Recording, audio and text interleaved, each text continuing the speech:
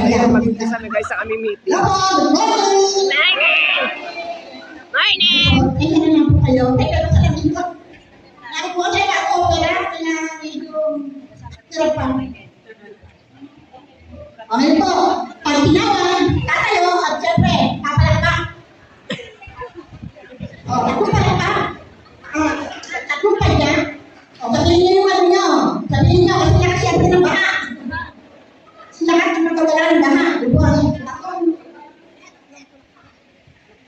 Tatong palakpa, tatong Tagumpay niya. payak. Ako sabihin mo na yung parokya niyo. Okay po. O, palakahan mo na kasi. Yan, buhay ang buhay. Kaya po, talagang pulitin ako kayo gabi. Paano na pulitin paano na? Ganon din po kami talaga. O, pagtawa, tayo, tagumpay niya. Yes, parokya. Sabihin parokya, yung pangalan ng parokya niyo. Okay po. Ang parokya na wala ko na, buli ko na yan. Wala sa parokya. Nang busy-busy, dahil umuulan, talagang pinagandaan. Sa Rizal de Palma, na busy-busy. Ay, yung sinabi yung parokya yung ulit. Ito daw, take two. Sasabihin mo pa rin. Parokya na, sa inyo.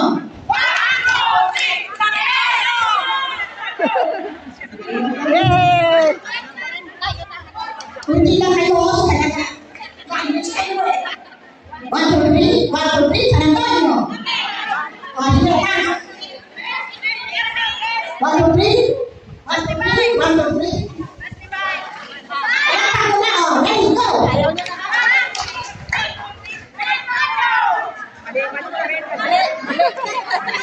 Amen. Okay na, pwede na. Sila tayo ko ay meron sila 10. 1,000. Parang niyan to. Ngayon po ang parokya na Kalindahan. Yan, talaga naman buhay ang Kalindahan. Ang Kalindahan po ay mayroong 11. Laman. Ang buhay. Okay po, pinatawagin po ang parokya ng San Jose, ang Nagawa. Ano yun? Amen. Abay din. Okay. May hangover pa ng balis. Meron po silang apat. Diba? Ngayon naman po. Malapit na. Wala pa malapit. Lumayo. Ngayon naman 5 taon. Dito lang sa ating bahay. Saan yan? Ang parokya, Banana Cruz. Banana Cruz, nilalang. Ba't ikaw eh? Gabalera. Lumil? Ano ba yung data? Ayan.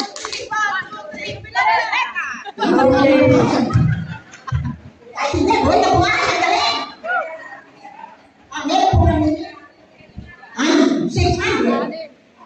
Okay naman po. Kinatawagan ko ang parokya na San Miguel Arcangel. Ano? Bacoor. Before. Bacoor. Before. Annaon.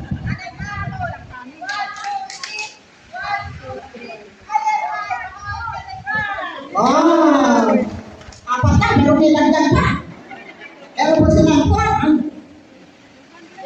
Okay naman po. Straining na naman.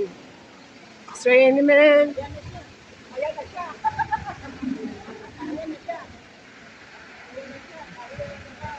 Sino? Sino? Okay. Mula sa parokya ng Bacoor, pupunta tayo sa Bacoor. Ang parokya ng Molino. Go, go, go! 1, 2, 3. 1, 2, 3. Malino! Yan. Buhay na buhay ang Arcangel. From Molino, meron po silang 6.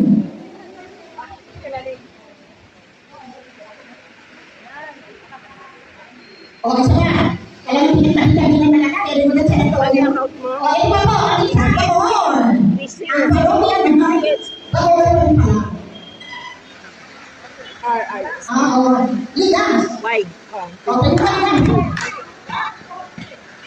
Y. Wow. Meron po silang 300. Ay, boy, ako na pinaunahan. Kasi naman, dahil minsan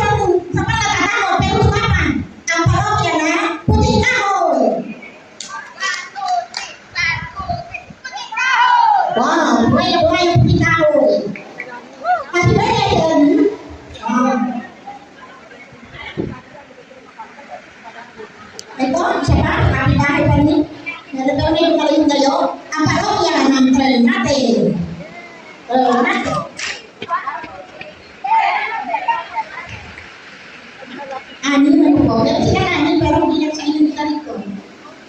Ito? May dalawa po kami. Kami na, Andre. Okay po? Ito na, ang palaban. Ang palaban yan, nanay. Nakakit. Guys, clap. 1, 2, 3. Nanay pa! Ang parok yan ang nanay pa. Okay po? Itamin, sekolah pakai main.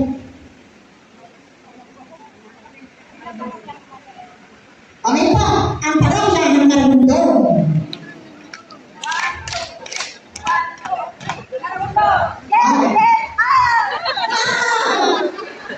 Galing. Meron po silang 500. Okay naman po, isa pang nai. Nagdalawa na pirma. Nagkano din? Nagdalawa po ako na lima. Ano naman nai, kapit-kapit. Kanina pala, nai, may naman na wala kapatid. Ang parokya ng Luzon. Unexpected, pero nagdalawa. Ito kayo? Ito nga kayo. 3, 4. Buhay ang Luzon. Kayo ba yan?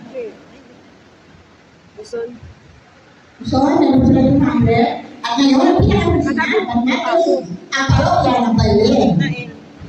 Bailin. May apat. Tawag na. O, sa kanil, papunito kami. Wala ko kayo. Saka doon, no? Parang gusto ko pumalit sa Paris. Naano ko na lahat eh. Okay, yun po, ang diocese. Ang parokya ng lahat. Ang diocese ng Cavite. Tayo. Lahatan. 1, 2, 3. 1, 2, 3. Lahat. Yan. Okay po, yan. Wala ko kayo. Transment, wala. Pakita ko ulit. Oo, sige. Pero Okay po, good morning. Malanda tayo. Ay, kita weh. Thank you po sa ating kalingin. Ilan po ang narating total? 72 members. Ilang parokya po? So 14 out of 90. May quorum po tayo. So susunod po sa ating programa ay ang ating mensaheng pagtanggap sa walking president po ng San Antonio, si Lidia Lord. Lakpakan po natin naman. Nagdanda. Magandang umaga po sa inyong lahat. Good morning. Sa totoo lang po, 1 week na akong hindi nakakatulog na maayos. Kasi di po ba pagsubo yung ulan. Sabi ko, nako, mukha yan, hindi kami matutuloy. Pero awa na ito. Pero paggabi po, talagang hindi po ako natulog. Pinakiramdaman ko ang panahon. Pero thank God, bigyan po niya tayo ng magandang panahon. At lahat po kayo ay nakarating dito. Lubos po ako ng gaganap. In spite of the fact na pinabaha tayo. Naalala ko rin po yung sa pinakayan next complaint, ganyan din, bumuhos din po ang ulan. Pero hindi po nagkaroon ng baha. So, tulad po sa nasabi ko sa ating DC, ako po ay humihingi sa inyo ng pangunawa. Kung meron man po ng pagkukunan, ay unawain niyo na lamang po. Isa pa po, ako po ay lubos na nagpapasalamat sa lahat ng membro ng San Antonio Wopik. Nagkaisa po ang lahat upang maging matagumpay ang eksikong na to sa mga kabataan, sa sakristan na tumulong sa amin para magampanan ito. Salamat sa Diyos. Kaya lang, kaya na naman po ang buhos ng ulan. Noon, nalalaman talaga yung mga hindi natin na bubuhos ang ulan. Yun naman po. Okay. Maraming salamat, Ate Divine. Kitang-kita naman ang sincerong paghahanda ni Ate Divine. Kagabi pa po yan, sa group chat natin ay nararamdaman na namin ang kanyang pag-aalala kung matutuloy o hindi ang ating pagpupulot. Sabi na kasi, naihanda na lahat ng mga taga-San Antonio. So maraming salamat po sa pag-aasikaso para sa lahat ng pamunuan ng pagdadali sa pag-ibig. Ramdam po namin, Ate Divine, magmamahal sa walking. Thank you po. Ngayon naman po, syempre, bago ang lahat, kailangan natin ng isang magandang panananda galing sa ating Puro Panoro ng simbahan ito, si Father Chris Morillo. Pwede? Father. Kaya sa kabila ng isang panahon, talaga ang buong Reynos ay napakadaling tawagin ng mga napakadaling ibunin pagka kailangan sa simbahan. Kaya dahil po yan ako ay gagala na kasama namin kayo, nandito pa rin sa simbahan. At sa pangalan po na parokya ng San Antonio de Padua, ay welcome na welcome po lahat dito. Sana ay maging panagpunan amin yung mga tatalakayin. Magandang mata po sa akin. Next yan ako. So kung may sis, talagang hindi na ipagkikita. Okay, maraming salamat po, Father Chris. Ngayon naman po, dala-diretso na tayo nga kasi baka magmadali tayong umuwi. Ngayon naman po ay pakinggan natin ang panglugan na pananalita ng ating kagalang-galang na Pangulo. Kagalang-galang talaga. Hindi nagalang ito. Sa hirap ang pinagdadaanan niya, paano yung mapakita ng parokya sa dami ng mga issue, tutuloy ba o hindi ang pulong na ito? Nakaramdaman niyo ba yung energy na yun? Kung siya'y magdidesisyon na magkakasa o hindi? So, ano lang po, pakinggan natin ang ating Pangulo at laging panganiban. Palakpakan po! Ito po tayo umuhay, palakpakan po natin ng bawat isa. Yes, good morning everyone. Good morning. So, pinagpala tayo ni Lord. Natuloy po tayo. Sorry lang po kagabi dahil 1 AM na po ako natulog. Ayun po, natulog na po ako ng dire-diretso. Ginising lang po ako ni Jeff, tinawagan niya yung happy ko at sinabi, Ma, magpa-5 lang ka. Tapos sorry po, hindi ako nakapag-message sa GC natin. Sorry po talaga mga kapatid. Kaya binantayan ko po talaga yung sitwasyon kagabi. Yun na lang po, nakatulog po talaga ako. Anyway, maraming salamat po kay Father Nat dahil nandito po siya sa piling natin ngayon.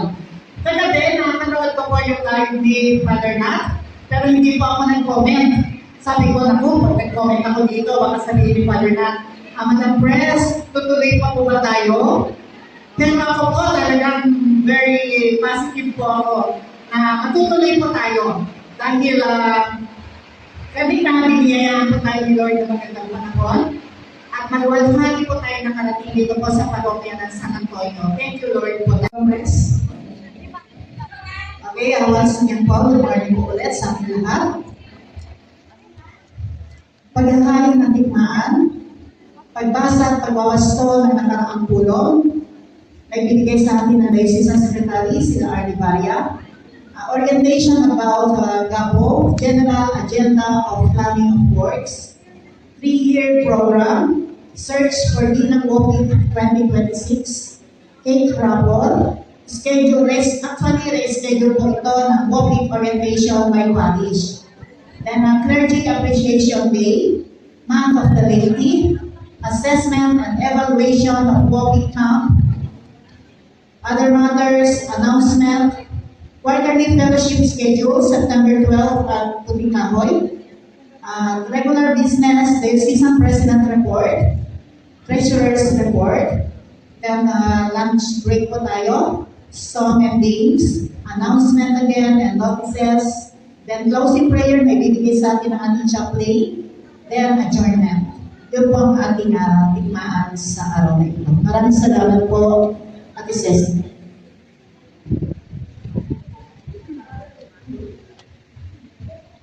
Wala ko yung sino ako.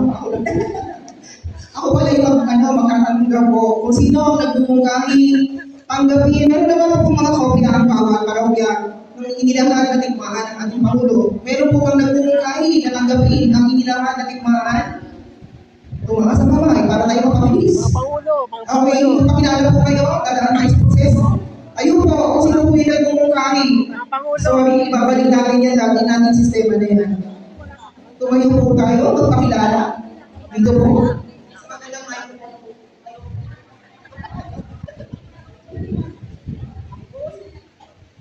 Magandang umaga po sa ating lahat. Ako po si Arlene Batingal ng Puting Kahoy. Ibinumungkahi ko pong tanggapin ang Sinaing. inilahat ng ating mahal na Pangulo. Katikmaan, ito naman. Salamat po. Thank you. Sino po mga pangalawa? Kayo po kayo, madam? Halika po kayo dito, madam. Pangalawahan daw. Kasi, ang MC makawin kayo. Halika, madam. Ang ganda ng ikaw, madam. Pinangangalawan ko yung nanay. Ito si nanay Tremosoy ng IFI. Sige po. Siya po yung taga-Noveleta po. Pangulo po ng Noveleta. Pati Monet. Nice meeting you po. Okay. Sa inyo na lang pong tikmaan, meron po kayong gusto idagdag or napansin? Na po? Ay mga pangulo, sumagot kayo.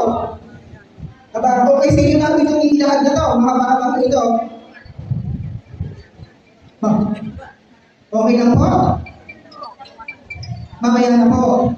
Sige po. Kasi pag ito po ay ganito po yan, no? Sa plenary, pag ito po ay tinanggap, pinangalawahan. Ibig sabihin yan, pinagtibay. So, ibig sabihin yan, tatalakayin po natin na siya. So, kung meron kayong observation beforehand, ay kayo pagtibay, magsalita na po kayo ngayon. Parang sa ikakasal na to, tututol ba kayo o hindi kayo tututol or ano man. Sige po, madam. Magandang araw po sa ating lahat, Jan Gonzales from Maragondon. Naglaro lang po yung active at inactive member ng WOPIC. Kung kailan ba siya, tatanggalin na po ba natin siya sa magiging inactive? Wala pa tayo dyan eh. Ayun po, may suggestion siya, may gusto siyang idagdag sa other matters regarding sa status ng active and inactive members na inasahan niya naman po na tinalakay at hinihiyan kayo ng listahan. Roster list po yun ng ating members, active and inactive. Doon po sa mga tatalakayin po sa araw na ito, meron pa po kayong gustong atitibayin. Ito po ay tungkol doon sa ginang WOPEC. OPEC. Kanya po, kasi meron po sana yung sana lang baguhin po natin. Napag-usapan po namin ni Sister Eva. Mamaya na po yun. Ang sa akin na po ay yung nakalahad na pigmaan kung ano po yung issue behind doon sa mga concerns na ito. Mamaya po natin iisa-isa yun. So far, wala na po kayong ibang gustong idagdag. Ako po man lang may gustong idagdag. Sorry kung sa other matters na lang yun. Before na lang po sana ito, yung part lang, yung part ng orientation sa gabo, medyo mahirap kasi daw, matalakay doon eh. Kung tayo sa Diocesan Council, nahirapan tayo talakay itong gabo. So information lang siya. Pero sa akin po kasi, with regards dito sa mga gawain na to, as per consultation ko kay Father Nathaniel, pakipasok po yung program ng LPO, Leadership Body Orientation, sa planning for the Leadership Body Orientation. Kasi before, kailangan po kasi bago tayo, kagaya mo ngayon, sorry po talaga, o ako'y naninibago. Marami po sa pamulungan bago. Napapansin ko pa rin halos mga leaders po natin ngayon ay bago sa mga parokya. Doon ako po ay bago din miyembro ng pamulungan ng diocese. Ang una pong naging ng mga naunang sa akin ng mga pinuno, si Nati Marita, si Nati Susan Belara, lagi ang unang nakapang na ginagawa po ay mag-leadership body orientation. Alam niyo po, marami po kasi kayo matututunan during that orientation program. Paano nyo i-handle ang inyong parokya, ang pamulungan, lalo na. So, sa akin sana, sabi ko nun kay Father, dapat nauna yun before kung ano man. Pero, nandun na tayo, nakagawa na tayo ng isang program. Sa akin lang po, Madam Press, pakitagdag lang po sa other matters, yung planning for leadership body orientation. Maraming pong salamat. So, sa bagay po niyo, wala na po. Okay na po tayo. So, tinanggap at pinangalawa